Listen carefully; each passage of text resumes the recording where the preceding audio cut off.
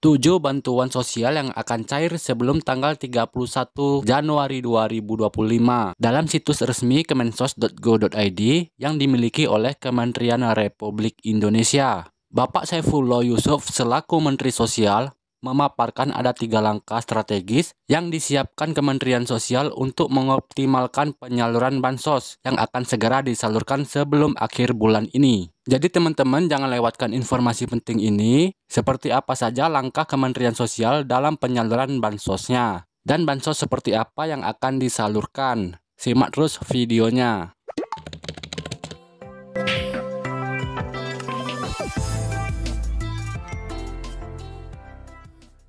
Dalam rapat koordinasi tingkat kementerian yang membahas mekanisme penyaluran bantuan sosial pasca instruksi dari Pak Presiden Prabowo pada awal pekan ini, tentunya membahas data tunggal dan ekonomi nasional. Sebelum kita bahas 7 bantuan apa saja yang akan cair sebelum akhir bulan ini, teman-teman harus ketahui terlebih dahulu ada 3 langkah strategi untuk menyalurkan 7 bansos ini nanti. Dalam hasil rapat tersebut juga, Gus Ipul menjelaskan bahwa triwulan pertama tahun ini masih menggunakan data lama, sementara data tunggal sosial ekonomi nasional digunakan rencana penuh mulai triwulan kedua dan ketiga. Jadi ini merupakan suatu kabar yang menggembirakan ya teman-teman, buat teman-teman sekalian bahwa teman-teman yang masih terdata di data DTKS masih sepenuhnya menikmati bansos di awal tahun ini. Berikut 3 langkah yang disampaikan oleh Kementerian Sosial dalam penyaluran bansos. Yang pertama adalah pra-penyaluran, meliputi penyesuaian regulasi seperti revisi peraturan Menteri Sosial tentang pengolahan data DTKS dan pelaksanaan program sembako dan penetapan KPM.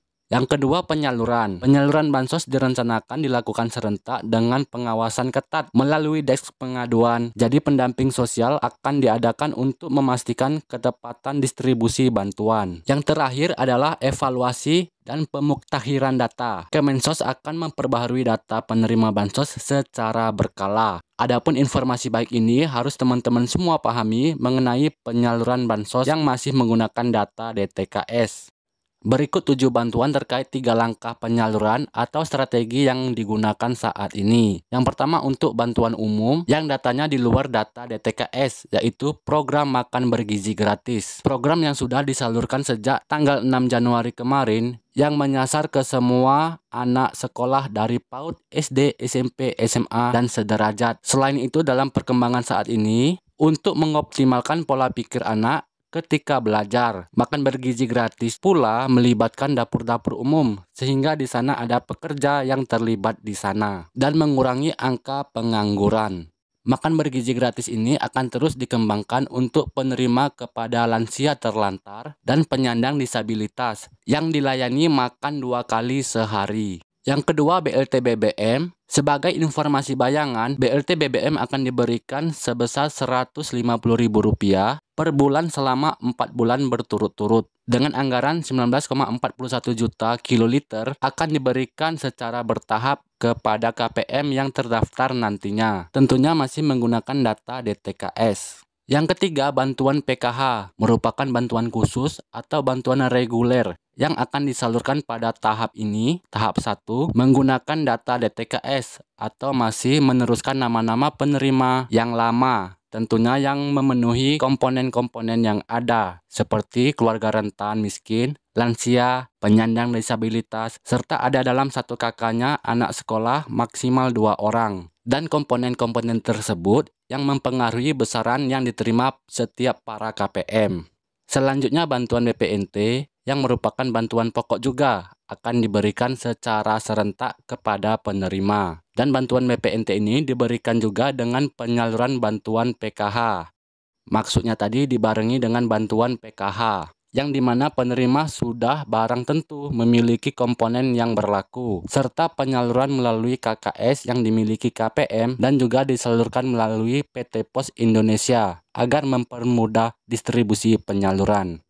Yang kelima, diskon listrik 50% yang sejak tanggal 1 Januari kemarin kepada penerima manfaat yang berdaya maksimal 2200 volt ampere sudah menikmati semua. Tentunya tidak semua penerima bantuan menikmati diskon listrik 50% ini karena hanya diberlakukan kepada 81,42 juta pelanggan saja. Jadi buat penerima bantuan PKH dan BPNT, ada yang menerima bantuan diskon listrik tersebut, ada juga yang tidak.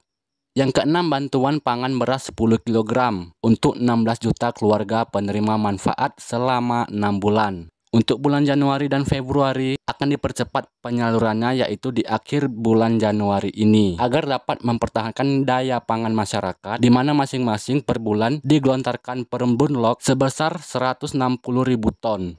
Yang terakhir adalah bantuan PIP yang dikelola oleh Kemendikbud dan Kemenak. Pada saat ini siswa-siswi masih dirujuk pada pengaktifasian rekening simpel yang dibatasi hingga tanggal 31 Januari 2025. Semakin cepat siswa-siswi tersebut melakukan aktivasi, semakin cepat pula pencairan dana dilaksanakan. Karena pencairan setidaknya membutuhkan waktu 2 minggu setelah aktivasi rekening simpelnya. Yang dilakukan kepada siswa-siswi semua yang diberi SK nominasi tentunya. Sekian dulu informasi saat ini. Apabila ada pertanyaan, silakan tinggalkan jejak di kolom komentar. Terima kasih. Wassalamualaikum warahmatullahi wabarakatuh.